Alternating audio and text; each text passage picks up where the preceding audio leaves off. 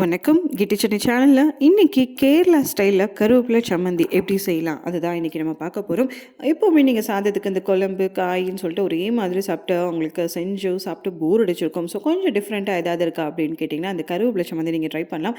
So சூடான சாதத்துக்கு 2 அல்லது 3 ஸ்பூன் அளவுக்கு கருவேப்பிலை சம்மந்தி எடுத்து போட்டு ஒரு ஸ்பூன் அளவுக்கு நல்ல காய்ச்சின நெய்யும் ஒரு அப்பளமும் வச்சு சாப்பிட்டீங்க அப்படின்னா கம்ப்ளீட் மீல் சாப்பிட்டு அவங்களுக்கு ஃபீலிங் இருக்கும்.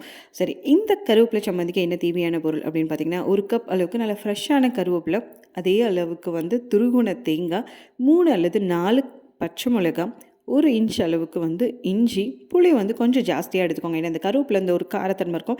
ஸோ அதை பேலன்ஸ் பண்ணுறதுக்கு புளி கொஞ்சம் ஜாஸ்தியாக எடுத்துக்கோங்க. தேவையான அளவு உப்பு. இந்த சட்னியை ரொம்ப குயிக்காக இன்ஸ்டண்ட்டாக நீங்கள் செஞ்சு முடிச்சிடலாம். ஏன்னா இதில் இந்த சட்னியில் வதக்கி அரைக்கிறதுக்கோ இல்லை பொரிக்கிறதுக்கோ எந்த வேலையுமே இல்லை. ஸோ ஒன்று இந்த மாதிரி கருவேப்பிலை நீங்கள் செய்ய சட்னி செய்கிறதுக்கு முன்னாடி இந்த ஃப்ரெஷ்ஷான கருவேப்பிலையை இந்த மாதிரி தண்ணியில் நல்லா அலசிடுங்க. ஏன் அப்படின்னா நம்ம தண்ணியெல்லாம் ஊற்றி இந்த சட்னியில் அரைக்க போகிறதில்ல. இந்த அலசி எடுத்துட்டு வடிச்சிங்க அப்படின்னா அதில் லேசாக ஒரு ஈரப்பதம் இருக்கும்ல.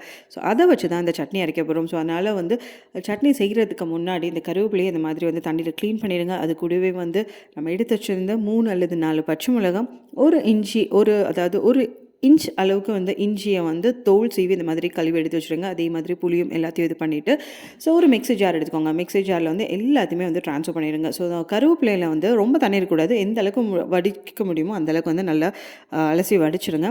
ஸோ அந்த கழுவி எடுத்த கருவேப்பிலை, பச்சை மிளகாய், புளி, இஞ்சி, உப்பு, அப்புறமேட்டு ஃப்ரெஷ்ஷான தேங்காய், அதாவது அந்த தேங்காய் அந்த சட்னி நீங்கள் செய்கிறீங்க அப்படின்னா செய்கிறதுக்கு முன்னாடி தேங்காய் உடைச்சி அதை திருவி வச்சுருங்க. ஏன்னா அந்த தண்ணி அப்போ தான் ரொம்ப ஃப்ரெஷ்னஸ் இருக்கும். இந்த சட்னியும் செம்ம டேஸ்ட்டாக இருக்கும்.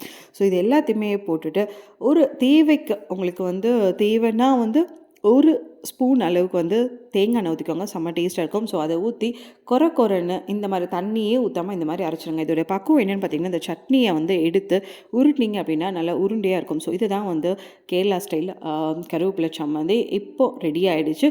ஸோ இந்த கருவேப்பிலை சம்மந்தி எப்படி இருக்குன்னு சொல்லிட்டு செஞ்சவங்க ட்ரை பண்ணிவிட்டு கீழே கமெண்ட் பண்ணுங்கள். உங்கள் ஃப்ரெண்ட்ஸ் எல்லாருக்கும் ஷேர் பண்ணுங்கள்.